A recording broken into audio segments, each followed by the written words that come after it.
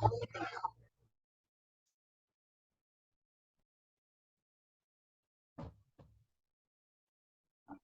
assalamualaikum warahmatullahi wabarakatuh. Di sini saya akan menjelaskan tentang anatomi fisiologi sistem pernapasan.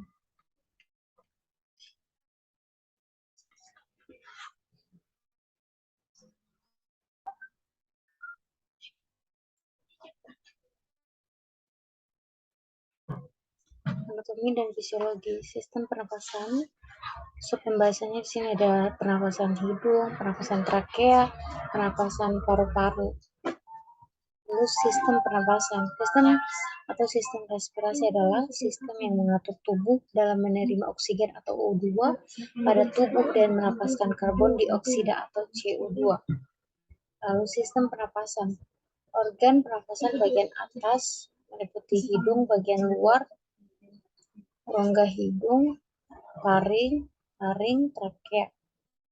Organ pernapasan bagian bawah, primary bronchus atau kanan dan kiri, bronchiolus, paru kanan, lobus superior, lobus intermediate, lobus inferior, paru kiri, lobus superior, dan lobus inferior.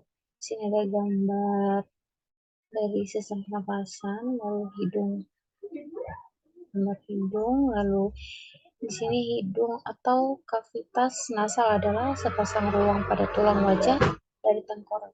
Di sini ada darah masuk melalui hidung ke dalam kavitas nasalis.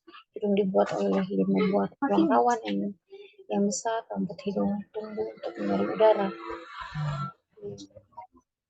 Lalu hidung, dinding lateral dibentuk oleh maksila, palatin, dan lacrima. Dalam hidung ada lubang yang menghubungkan hidung dengan telinga, yaitu meatus. Lalu paring. Paring adalah penghubung hidung dengan laring dan trakea. Terdapat tuba ektanian yang saluran menghubungkan saluran pernapasan dengan saluran pendengaran. Orofaring adalah persimpangan saluran pernapasan dan pencernaan dibentuk oleh tulang rawan. Dan laring itu merupakan organ bunyi karena terdapat pita suara, terdapat epiglotis dan glottis, dibentuk oleh 9 tulang rawan, otot, dan ligamen.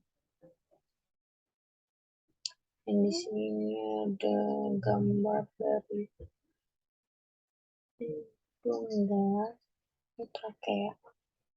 Ini saluran pernapasan terdapat laring, trakea, cabangan alveoli, bronchus, dan bronchiolus. Trakea. Penghubung antara laring dan paru berbentuk tabung 2x11 cm terletak di leher, di bawah laring, dan di depan esofagus dan C6 sampai toraks dan mediastinum. Terdapat pusat produksi cairan mukosa untuk saluran pernapasan, yaitu sel goblet dan sel cilia. Lalu paru-paru, sini gambar paru-paru ya. Lalu organ paru, sepasang organ yang merupakan kumpulan alveoli terdapat pada organ dada, rongga dada, samping mediastinum, dan dibatasi oleh pleural cavity. Di sini ada paru kanan ya, terdiri dari 3 lobus. Pleura visceralis, pleura parietalis, rongga pleura yang berisi cairan pleura. Lalu anatomi paru. Lobus paru, lobus jantung, vertebra kiri, ceretus, trakea, artus aorta, pleura. Organ paru. Organ paru berisi susunan jaringan krusial untuk memungkinkan terjadinya proses pernapasan. Di sini jaringan trakea hingga bronkial dibungkus jaringan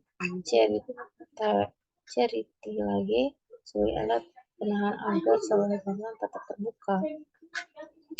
Dan bronkus merupakan cabang utama perjalanan pernapasan menuju paru-paru. Kemudian ada bronchiolus. Bronkus dengan diameter lebih kecil dari 1 mm terbentuk oleh jaringan epitelum. Lining bronchiolus terdiri dari otot polos yang berfungsi untuk keperluan pengaturan jalannya udara dan kestabilan temperatur udara. Bronkus dan bronchiolus. Ini gambar bronkus dan bronchiolus ya. Dan di sini ada alveoli. Alveoli adalah organ saluran pernapasan terkecil dengan diameter 1 mm dibungkus oleh pembuluh darah kapiler. Nah, di sini ya. Lalu ada gambar alveolus. Kemudian mekanisme pernapasan, di mana ventilasi adalah proses masuk dan keluarnya udara akibat adanya gerakan costa dan diafragma menyebabkan terjadinya perbedaan tekanan udara. Kemudian tenaga mengalirkan udara sehingga menurunkan diafragma ke bawah, membesarkan rongga dada. Mekanisme menarik napas, rongga dada membesarkan diafragma ditekan, akibatnya terdetek rongga dada kecil, udara sekitar tekanannya tetap, udara dalam paru-paru terkecil, akibatnya udara masuk dalam paru-paru. Dan proses pernapasan, proses oksidasi glukosa atau molekul airnya untuk memperoleh energi, di mana proses ini dibutuhkan oksigen dan pengolahan karbon dioksida. Kemudian proses inspirasi, dimana diafragma dan eksternal berkontraksi ya. Lalu proses ekspirasi, diafragma dan eksternal melakukan relaksasi. Kemudian pertukaran gas dalam paru, external respiration, pertukaran gas antar fulus pada dengan pembuluh kapiler baru. Kemudian internal respiration, pertukaran gas antara jaringan sel dengan sistem kapiler paru. Kemudian di sini ada gambar mekanisme pernapasan ya. Kemudian di sini fisiologi pernapasan, itu fungsi paru-paru, pertukaran O2 dan CO2, oksigen dan CO2. Ada pernapasan paru, O2 yang dari dan hidung, via trakea dan bronchus. Paru-paru CO2 masuk ke alveolus, kapiler darah ke alveoli dan saluran melalui pipa bronkial. Dan pengendalian pernapasan, mana yang mengendalikan pernapasan, pertama kimiawi akibat CO2 sebagai dampak metabolisme, kemudian pengendalian pada saraf. Faktor-faktor yang mempengaruhi kecepatan pernapasan, olahraga, kondisi sakit dan takut, suhu yang berubah di badan, kemudian secara sadar. Dia sama-sama udara pernapasan. Sini. Lalu kualitas pengangkutan O2 tergantung pada dada. Ada O2 yang berada di sekitar dan macam-macam penyakit kelainan pernapasan, gangguan penyakit saluran pernapasan,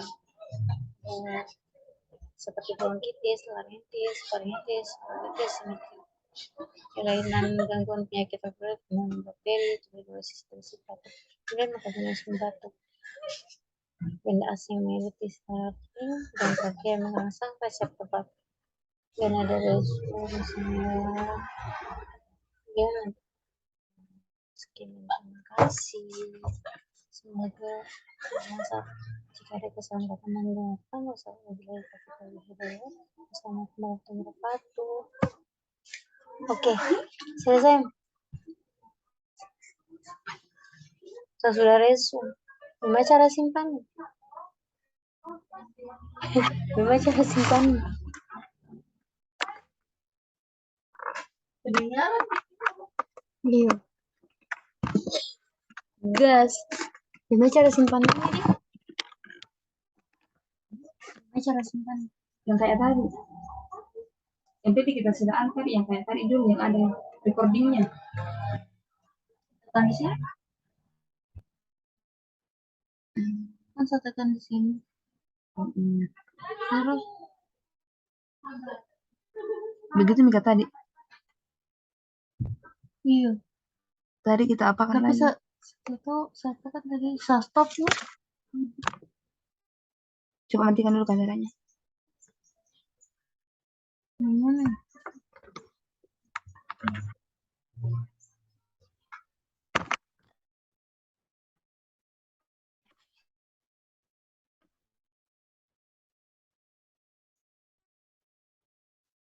Upload saja dia punya.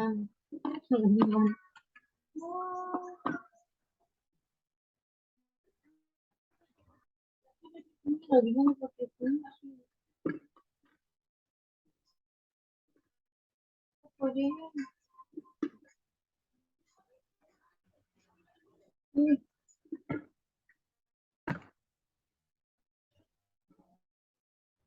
Mati.